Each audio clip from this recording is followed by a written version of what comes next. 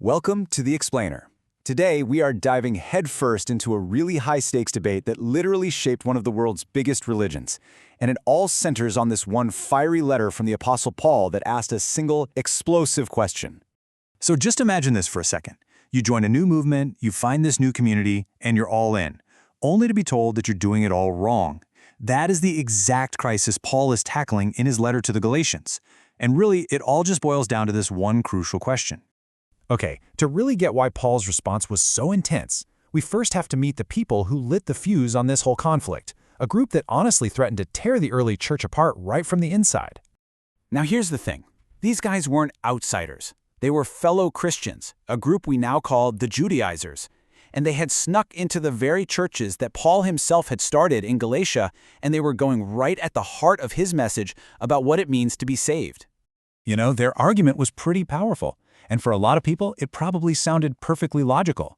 They were basically saying, hey, to really get in on the promises God made to Abraham, you Gentile Christians have to go all the way. You have to fully adopt a Jewish identity by following the law of Moses. So this disagreement, it created two totally different roadmaps for what it meant to be one of God's people. It was a real clash of worldviews, and Paul's letter just lays out the differences in the starkest terms possible. And you can see the two paths right here, side by side. The Judaizers saw the law of Moses as this permanent, absolutely essential step on the road from Abraham to Christ. But Paul, he argued it was just a temporary placeholder, kind of like a guardian whose job was over the second Christ arrived on the scene. Now, Paul's argument was pretty radical, saying the law was basically obsolete. And that, of course, raised a huge, and you could say a potentially dangerous question for his followers. It was one he absolutely had to answer, and answer forcefully. And I mean, that's the logical concern, right? If you just throw out the law of Moses, what's to stop total moral chaos? What keeps people from just doing whatever they want? It's a fair question. Paul makes it crystal clear that freedom from the Mosaic law is not a free pass for bad behavior, not at all. Instead, he says that believers are now guided by an internal moral compass, the Holy Spirit, something that was actually promised way back in the Old Testament. And Paul uses this really powerful metaphor to explain the difference. So on one side, you have the works of the flesh, all those negative impulses that the law with all its rules just couldn't fix. But on the other hand, living by the Spirit naturally produces the fruit of the Spirit, a life of love, joy, and peace that actually fulfills the whole point of the law from the inside out. So, the most crucial point here is that this wasn't just some dusty theological argument about rules.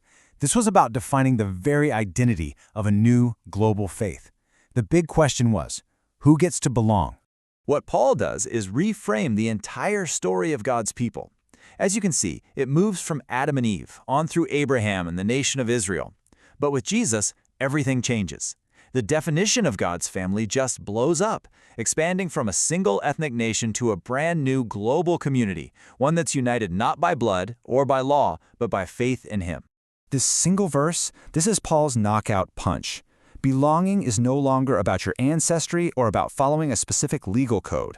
It's about belonging to Christ, period. If you belong to Him, Paul says, you are a true child of Abraham. And that, right there, is why this whole debate matters so much.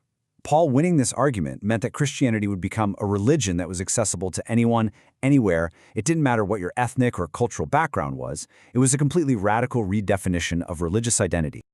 But Paul's defense of this new global family didn't just stop with Galatians. His other letters kept building on this big idea. But, you know, sometimes the challenges he was up against were, well, they were less obvious. And that brings us to another one of his letters, Ephesians, and a totally different kind of mystery. So unlike Galatians, where the problem is so clear and Paul is just furious, Ephesians doesn't really have an obvious crisis that made him write it. It's actually one of 4 letters that we know he wrote from prison. For centuries, scholars have been kind of puzzled by this. You know, unlike the clear-cut debate in Galatians, Paul's letter to the Ephesians is just packed with all this language about power and strength and spiritual authority. So the question is, why? What was going on in Ephesus that made him zero in on this theme? Well, a New Testament scholar named Clinton Arnold came up with this fascinating theory, and his theory isn't rooted in some church conflict, but in the very specific culture of first-century Ephesus. Arnold's theory suggests that Paul wasn't just speaking in these abstract theological terms. He was actually engaging in a direct spiritual power encounter. He was addressing a very specific, very local belief system that dominated the whole city, this deep-seated belief in magic and spiritual forces. So according to this theory, Paul was basically reassuring the Ephesian Christians that in Christ they had a power that was far, far greater than any spell or incantation. They had nothing to fear from all those spiritual forces they used to try and manipulate through magic.